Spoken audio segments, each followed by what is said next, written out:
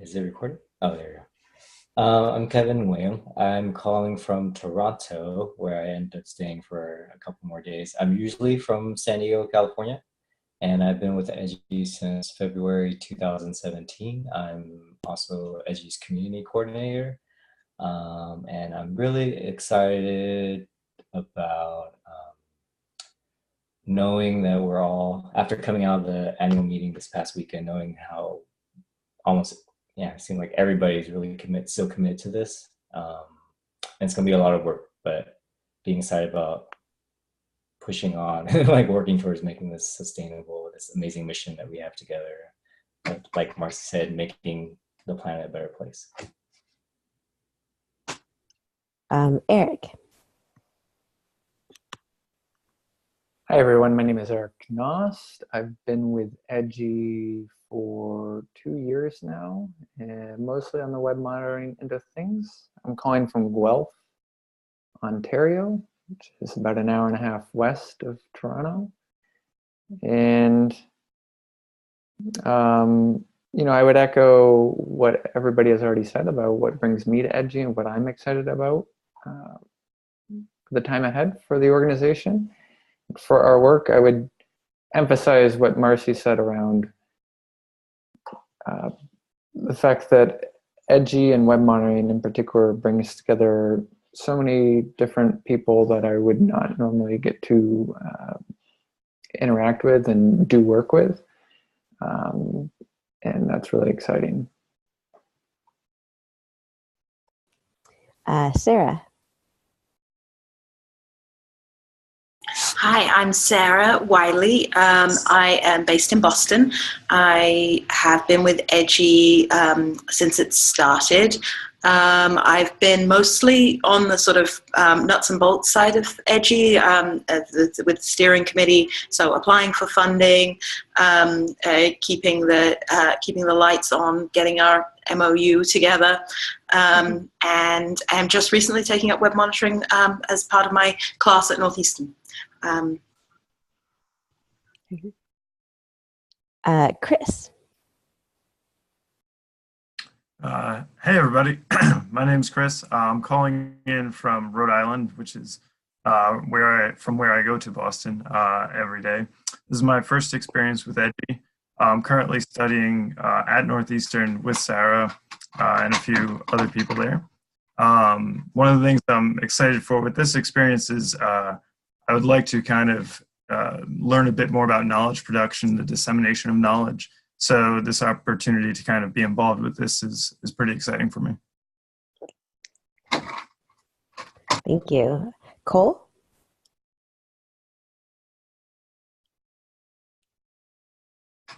Oh, you're muted, Cole. Hi, sorry about that. I'm Cole. I'm also taking Sarah's class, and this is my first experience with Edgy. Just started working on that web monitoring stuff today. I'm really excited to be here just because, well, I'm an undergraduate taking Sarah's graduate class, so I'm just really excited to absorb as much as I can and get involved with, environmental advocacy. Cole, if I can chime in on Cole's background a bit, he's been working on PFASs with Phil Brown too, so has some knowledge of perfluorinated compounds and that water contamination issues across the country, and has helped kind of build a database of communities who are struggling with PFAS contamination. So. Awesome. Welcome. Grace. Hi, can you hear me? Okay, cool. I'm Grace. I am also in Sarah's class. I also work in Phil Brown's lab group on PFAS contamination. And I'm really excited about Edgy. I'm a first year student in sociology at Northeastern. I'm calling in from Jamaica Plain, Massachusetts. And very excited about Edgy from the standpoint of knowledge production. I'm excited to learn about web monitoring, and I've been following your work very closely for, since you guys started up. And so it's really exciting for me to actually join in on it. Well, welcome everyone. It's great to have you. So usually we start our meetings with like highlights of any particularly interesting changes that any of us have seen over the past week, and then kind of go into different, updates and discussion points from different kind of like subgroups or like teams within the web monitoring team, and any broader discussion topics. Today there is one change I wanted to like highlight just because it's a little strange and can like add just a little bit to an ongoing document that Marcy started. Oh, Kevin, did you? Oh, those are just your hands. Sorry, I thought you were.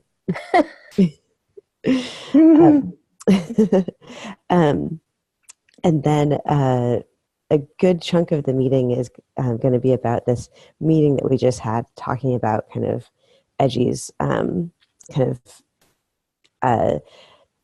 strategic direction and organizational structure and kind of and all that. So it'll be a little bit of a different meeting today.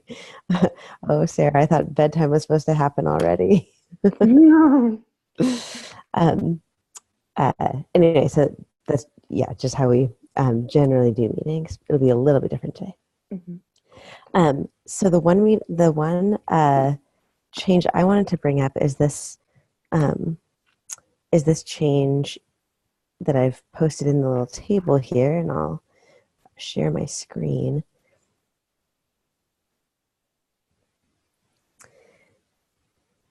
It's not, I wouldn't call it like a huge change, but it's just like a little interesting to me. So this change is, there are several NOAA pages that they kind of go to this page that basically the access to that page is blocked by this notification about the shutdown. It's interesting because a lot of other pages just have like a banner across the top saying this page isn't going to be updated. But there are a lot of data.gov and NOAA.gov and I think regulations.gov pages that are completely blocked with this shutdown notice. But sometime between December 27th and January 14th, so in the midst of the shutdown, they changed the see, I want to get rid of the faces. There.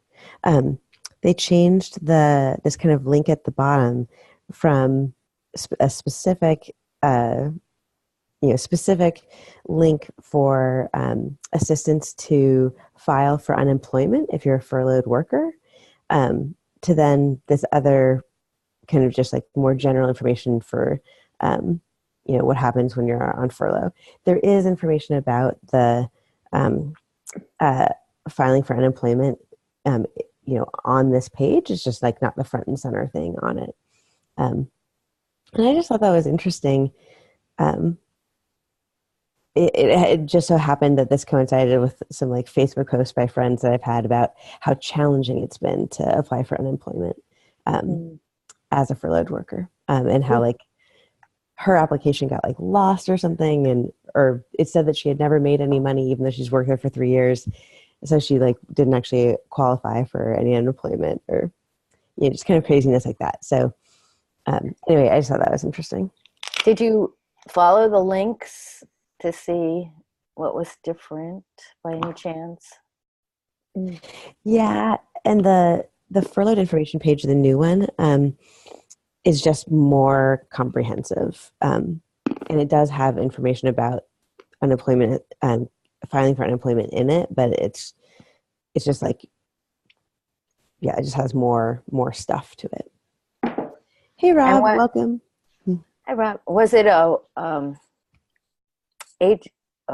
multi-agency shutdown, like across the board kind of site, or was it specific to NOAA? I think it was specific to NOAA. Let me look. It was specific to NOAA. I was just browsing around it after you shared the link, Gretchen. And for instance, there are resources on that newly linked to page that like a letter from the HR director at NOAA or Department of Commerce that said, hey, my employees aren't getting paid. Maybe you, creditor, can take that into account with their debt. Hmm. So, resources like that, but Department of Commerce letterhead. Yeah, I mean, for what it's worth, anecdotally, all the shutdown pages I've seen that have like more info and stuff for furloughed workers or updates on the shutdown have all been agency specific. Mm-hmm. That is interesting.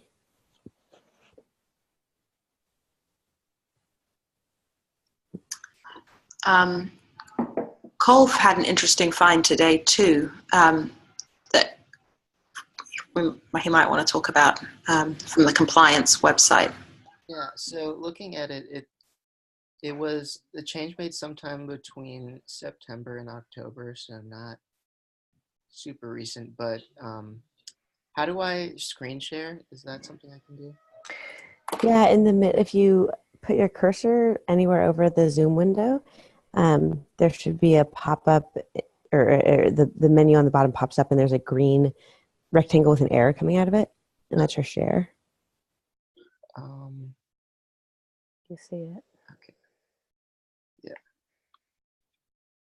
So can you all see this? Yeah, so this was interesting. So the National Enforcement Initiative was changed to National Compliance. And then there was this bubble right here in red that was completely removed from the problem section. And it's the only part that explicitly mentions like industrial facilities and like specific industries that are leading, like in terms of the amount of pollutants that they're discharging. And as you can see on the right here, it's just been completely removed. And then Of course, this is an industrial page, right? Yeah. Which is great. And then this update here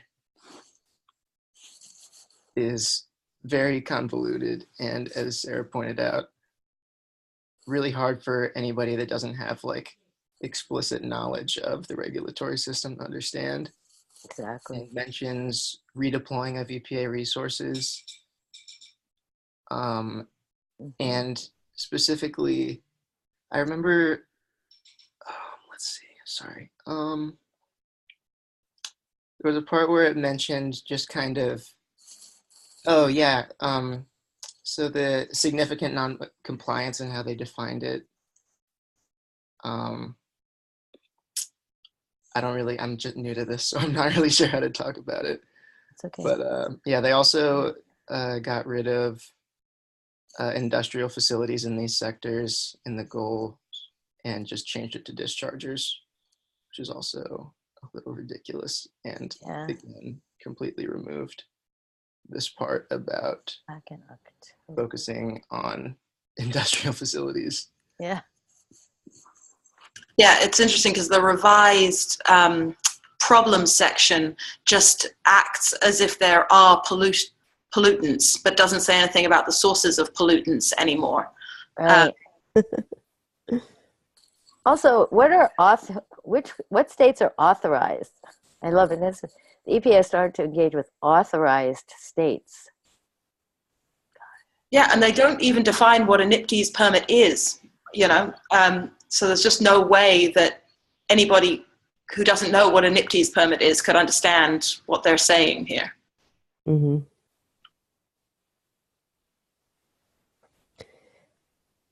Yeah, this is super interesting. We're starting to put together a report about some other changes we've seen with regards to enforcement, and specifically water enforcement. So that's awesome. Could you drop the link to that in the table in the notes doc?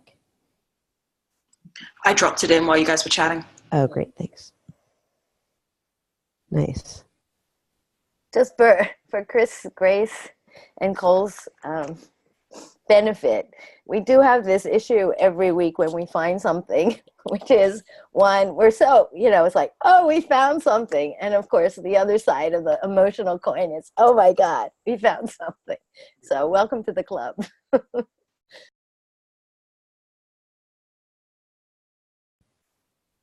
Very, very true. Okay, so I want to have a bunch of time to talk about the meeting, and kind of like, yeah, further think about like web monitoring's role with regards to the new kind of thoughts and percolations of the Edgy meeting. So the whole meeting notes are in this document that's linked, but it's not been synthesized just yet. So it's kind of broad for now. But basically tonight we'll talk about the first kind of two main topics that were addressed. And the first was kind of as clarifying and articulating Edgy's collective purpose in the world.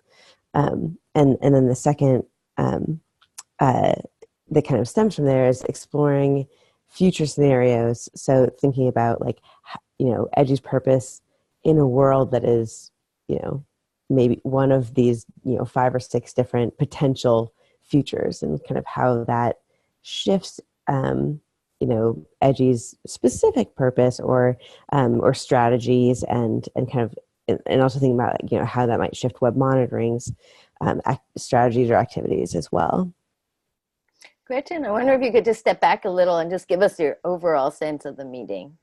Yeah. Yes, that would be helpful for context. Totally. I and anyone else that was there, please share thoughts as well. There are a bunch of us. Overall, I thought it was a really, really productive meeting. It was really a great time to kind of come together again, thinking about Edgy as a whole. For context for the new folks, we have 4 really distinct working groups that, of course, are like all parts of Edgy and working, to some extent in collaboration, but they're also like kind of silos. And so each working group can make, a lot of progress in one arena and like decisions and, produce great work and all that. But it kind of happens within a bit of a bubble with like some communication to the other parts of Edgy, but not necessarily like with a real cohesive strategy or, a lot of upfront collaboration to, anyway, so this was a really great moment to come back together and think about, like, we started Edgy as a single vision that then became, with multiple fingers of like how to enact that. And this is a great time to come together again and think about Edgy as the whole again. And I think that we did make great progress in thinking about kind of boiling it down to like, why are we an organization? What is that core purpose beyond our like fairly long mission statement? What's at the heart of that? And then the consultants, I think, did a fantastic job kind of helping us sort through like how what we're doing really comes into having like 4 different strategies, 4 like overarching strategies, and getting us to think about and walking us through how those strategies are integrated and can better integrate, how we can kind of like take the activities that are within those strategies and ensure that that we stay focused in them, and that like we're kind of always coming back to what's the purpose and how does it align with our overall goal. And I think it will help us to be much more efficient, because we do have the kind of map of how certain activities relate to certain strategies, relate to this goal, and then kind of extraneous stuff we can deprioritize. So overall I thought it was really really productive. We got through maybe 2/3 of what was on the agenda, in part because one of the consultants threw out her back right beforehand, and so couldn't actually join us. And so there were some like technical challenges with that. But in some ways it was really nice because we did have more time for the other topics. And we'll get to those topics that she was going to lead a little bit later. But anyone else with overall thoughts? Rob, Eric, Kevin, Sarah?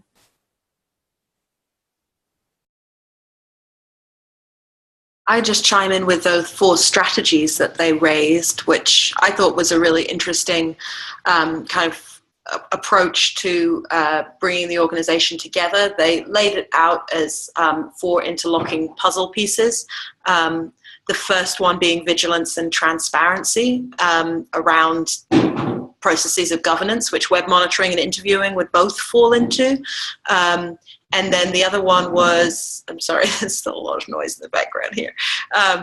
The other one was modeling radical alternative futures for environmental governance, which maybe Scanner and the archiving work and environmental data justice kind of fall into. And then the 4th aspect of work was modeling and developing radical different organizational structures, which is sort of the work of trying to think about, are we a non-profit, or what kind of organization are we? And so that I think gave a lot of home to kind of our commitment to building a different kind of organization. And then the 4th one was outreach and communication, that all of EDGI's areas depend on kind of sharing what we are interested in with the world in different ways. So as an organization, I think we're going to be trying to think about those 4 interacting areas of work. And I thought it was a really helpful kind of clarity of vision. And they put together some really great slides that kind of show more than just those topic areas, what kind of different activities is happening within EDGI under those banners. Great, thank you, Sarah.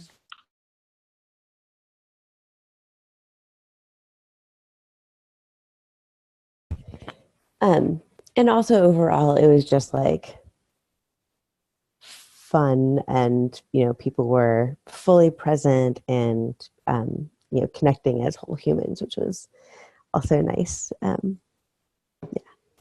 Thanks, Gretchen. Yeah, Kevin. Yeah, I was gonna chime. It was fun. I got to play in snow because I'm from San Diego, and it was great. There was the time to get to know each other's life stories was really important, and we definitely reaffirmed our commitment to EDGI. But also, I think we have to temper that with there's a lot of work that needs to be done, especially on the communication side. Within the organization and without. So, but it makes me want to work harder. So.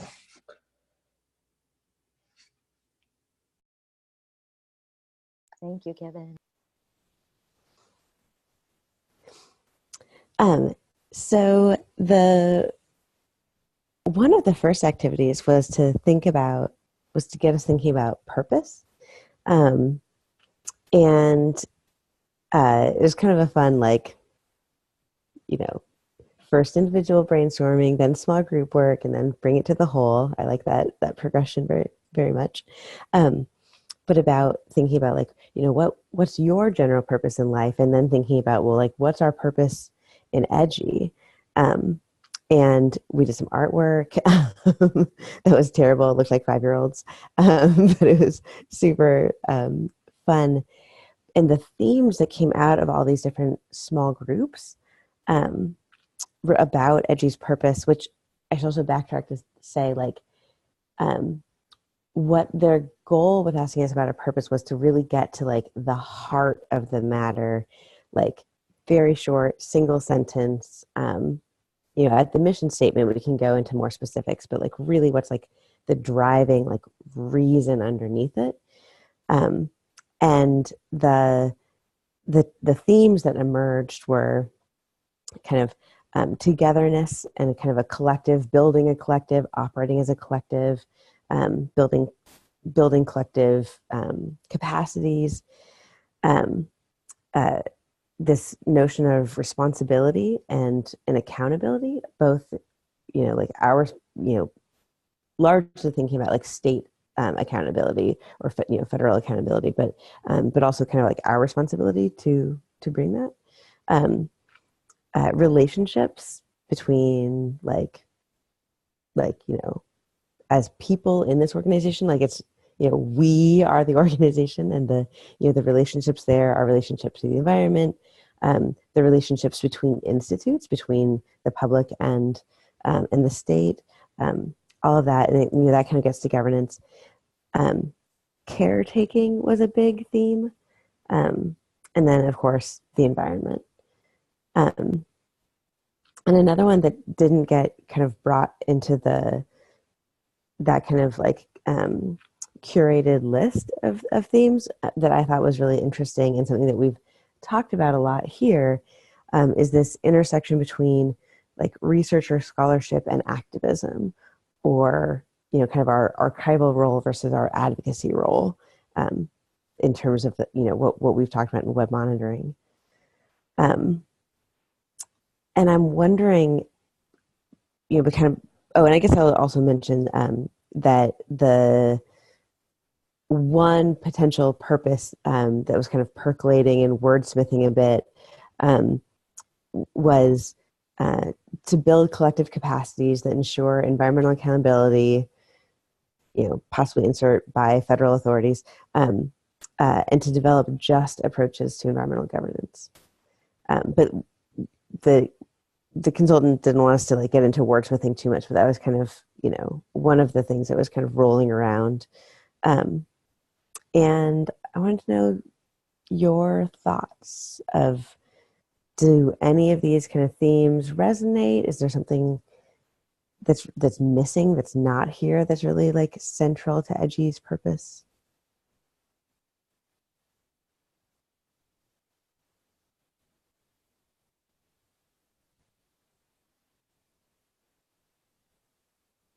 And again, anyone can chime in.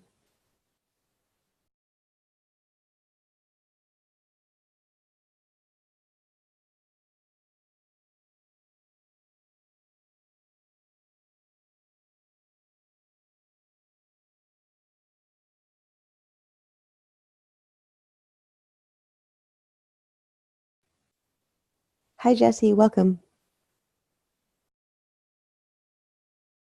I think it's a bit tricky because Eric, Kevin, Rob, and you were there, and the students have a hard time chiming in probably, and so really it's about Marcy's.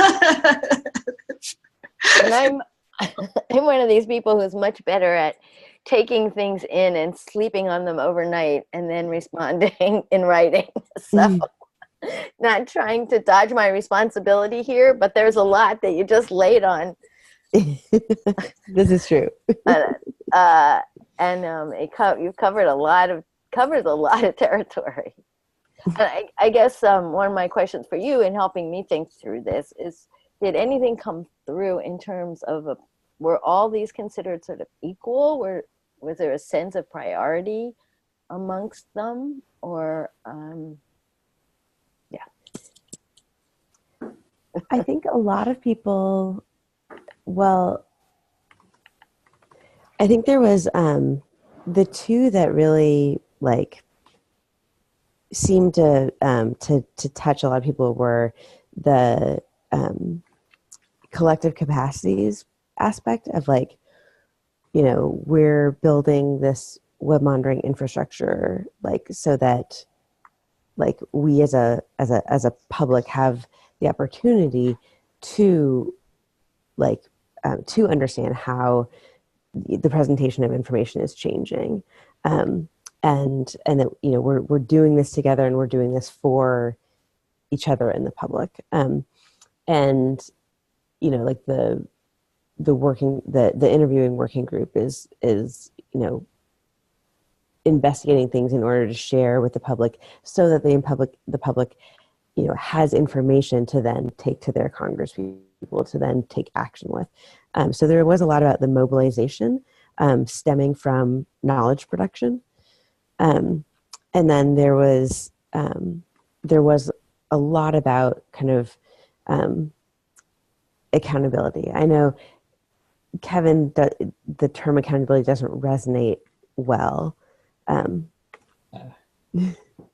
No, I was Yeah. gonna say it's not. It's just for me personally. The thing that I wanted to say was like to highlight was this intersection. So all these themes have different priorities for everybody, but it doesn't mean we can't like all come together and move forward towards like the same common goal. So that's what it was. So accountability is like, it's not that I think it's unimportant. It's just that I don't want to do it myself. But there's a bunch of other people that's important. They want to do it, and I totally support that. That's all. So like, it's just like there's priorities that are different among everybody, but we're all together in the end. Yes, Sarah. Yeah, that was one of the other really interesting things that came out of the interviews that the consultants did with everybody, is that while there was like agreement on these themes, they also tracked people's theories of change in our organization. And basically we had theories of change that are all over the map, which was really interesting, that people think that change happens very differently, which makes a lot of sense considering that we have very different research strategies that are kind of working with different processes. So that was a really neat thing that came out of it too. They also mapped all of the different connections, organizations that EDGI's connected to, and it was such an inspiring diagram. I mean, for me, it was really moving because it was all of these, it was data organizations, it was nonprofit organizations, it was like the major environmental groups and Union of Concerned Scientists, but it just really gave this sense of like the reach that EDGI could have and this bridge building role that we could play between a lot of different actors. And so, yeah, there were a lot of really cool moments like that.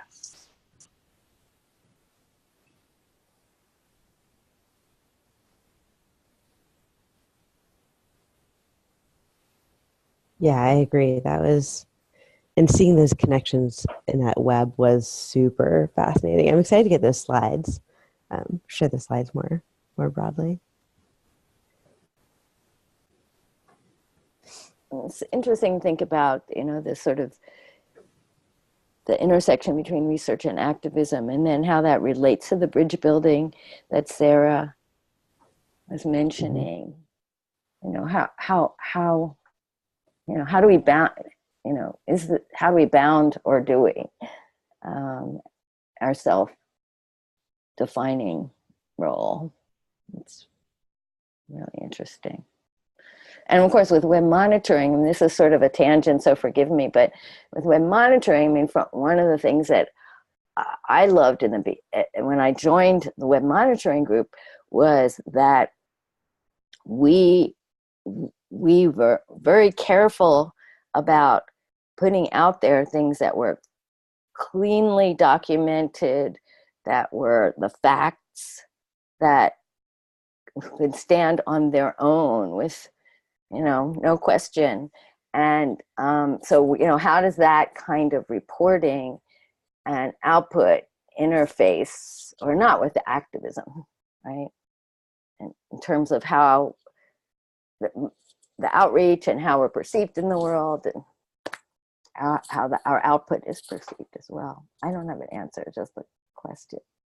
So.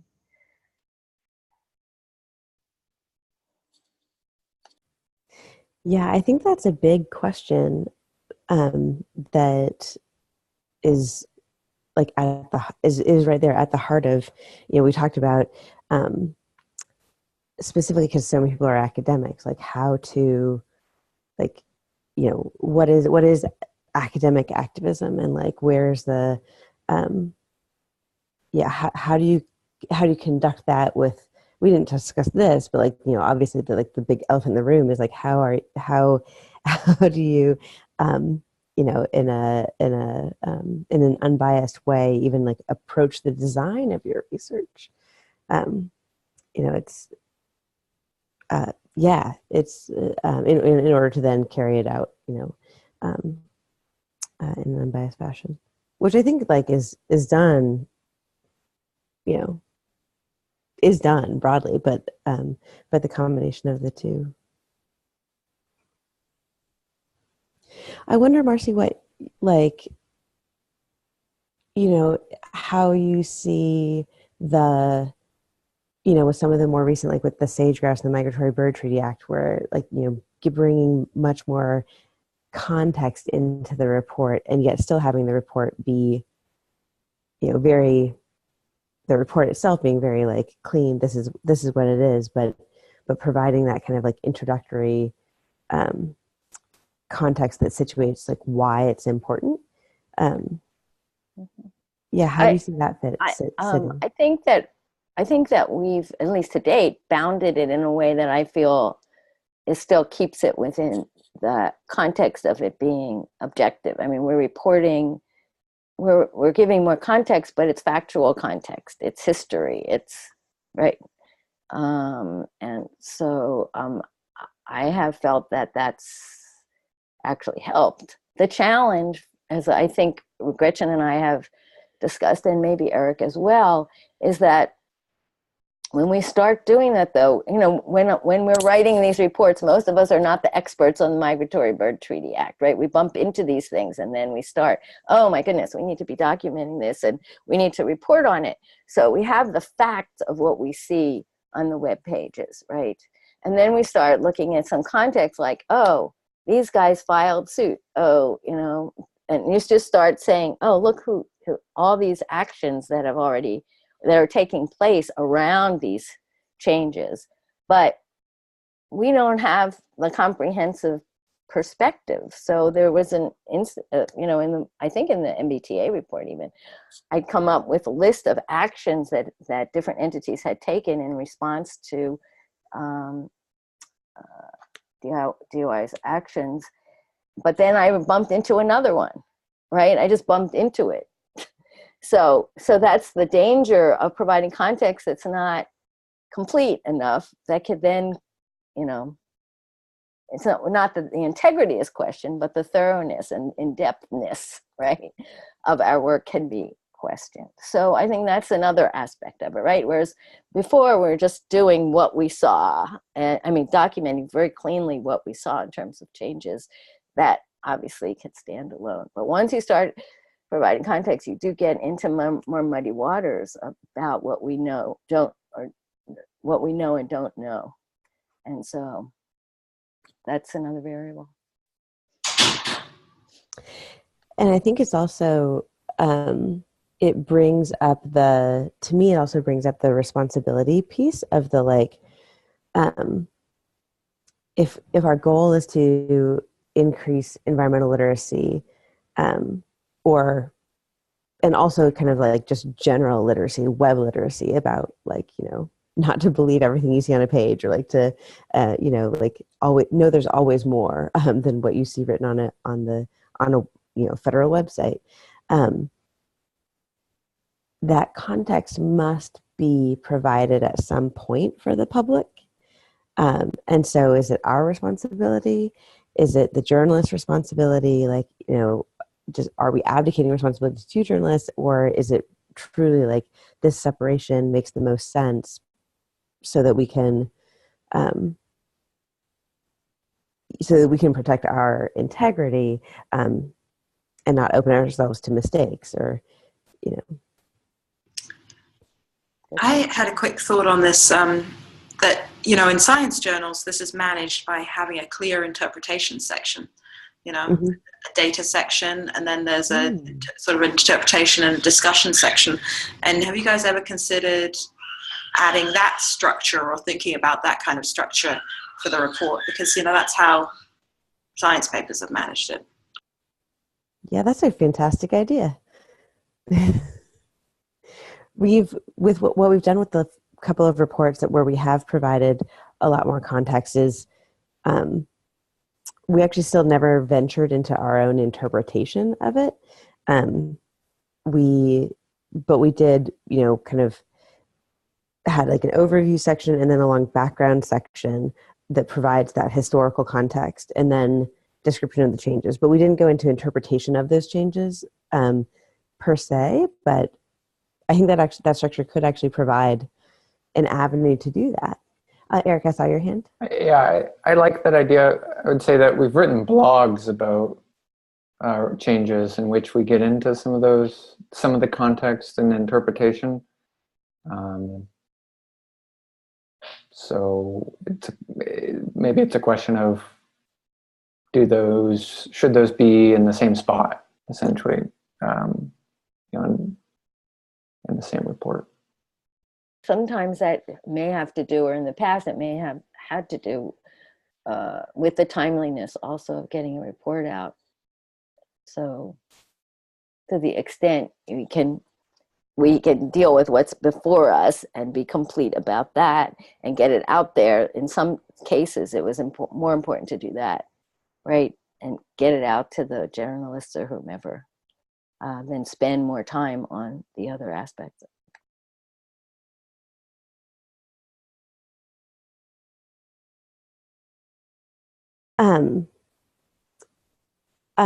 Okay, so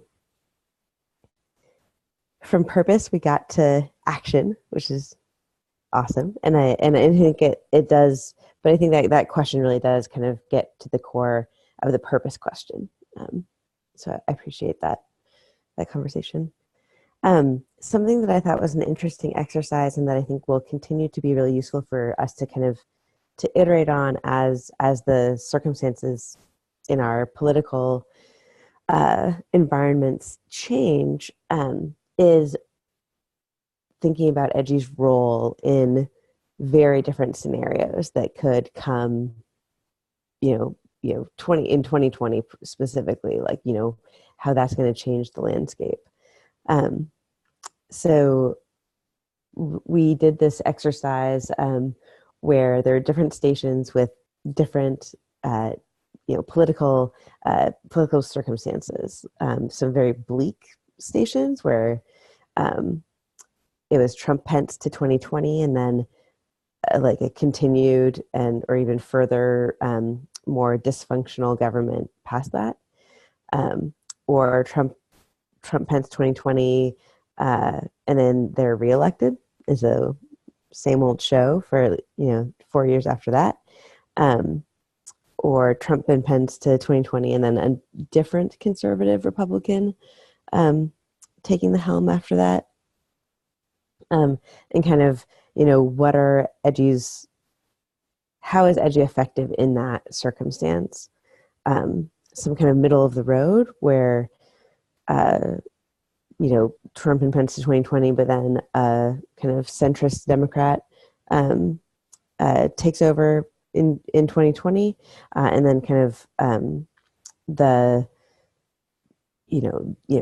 Trump Pence to 2020, but then a liberal Democrat beyond, and like a rebuilding of environmental protections beyond, and is really interesting to think about. One thing that kind of came out, especially with considering the bleak pictures of, just status quo of like, deregulatory agenda, and people losing faith in institutions, and, potentially, probably rightfully so, is shifting a focus from comparison, from looking at the federal level to really trying to act at the state level. And also changing the like horizon of analysis from kind of potentially from the like, in our short time period, looking at web changes, just, week to week, month to month, to thinking, to comparing more content wise, from country to country, or from state to state, but doing much more kind of fact checking and kind of content assessment work, was kind of thought of as some strategies for that. Anyone else want to chime in on those elements? Was there pretty much consensus about the general EDGI's role in those scenarios? Not really, and I see Rob shaking his head. Rob, you want to speak to that? Yeah, I mean, I think different groups of people explored those in different ways, and I'm not sure that the way all this was framed was super helpful. I mean, if you listen to the room, things you heard said in many ways was like people had very different interpretations of what each of these scenarios might actually look like, and therefore how they felt edgy ought to respond. Because their view of what that scenario meant in practical terms was very different. And so, like, I'm not sure this was the greatest framing for the exercise, but there was some value in the exercise of like thinking through like, well, what activities are we doing that make sense or don't make sense, depending on like the political and governance environment. So there's definitely, I think, were we together on this one, Gretchen?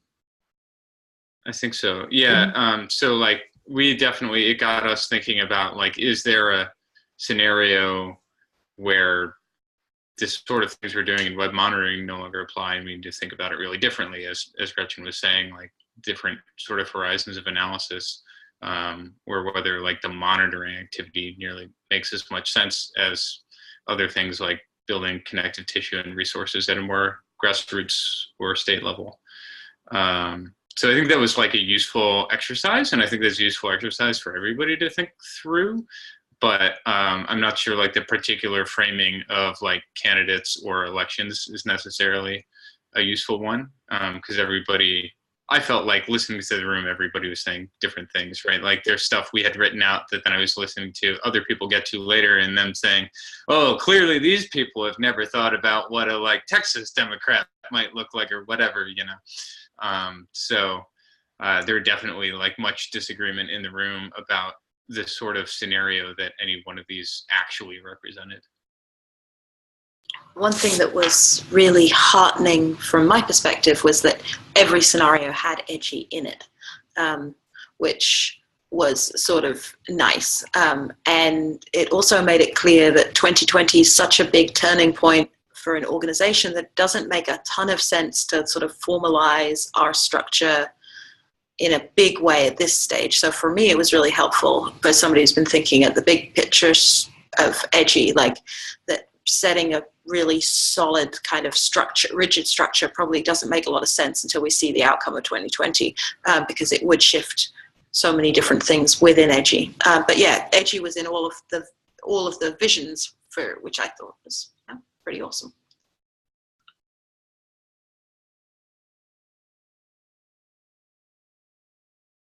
And I think that I agree with what Rob was saying, was that like a lot of people had different ideas of, what edgy should focus on in these different scenarios.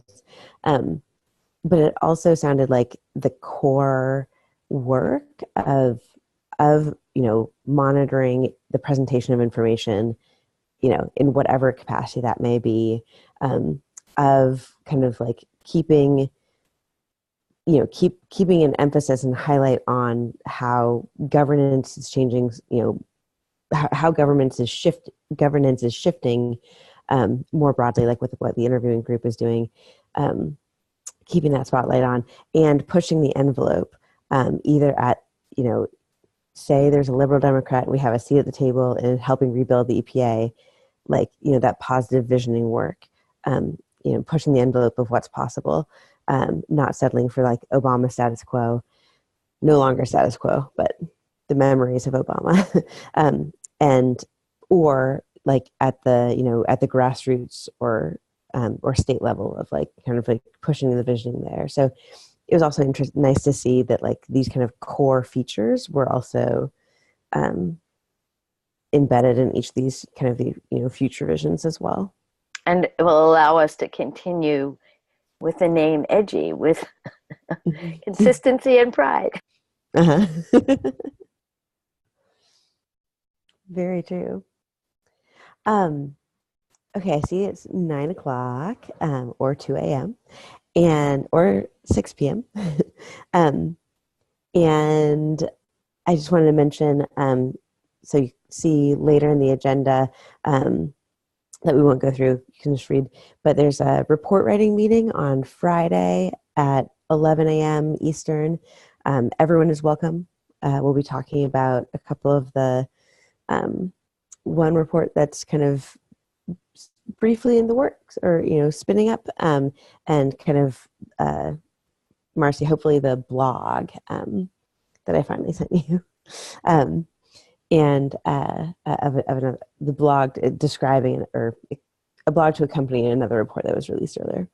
And then there's also a research team meeting on Monday at noon Eastern, 9 a.m. Pacific, that will mostly be focusing on keyword analysis that Eric's been leading, kind of looking at all of the domains that we monitor, in a snapshot in time in the Obama era and a snapshot in time in the Trump era, and looking at how these certain keywords like climate change have changed across these domains.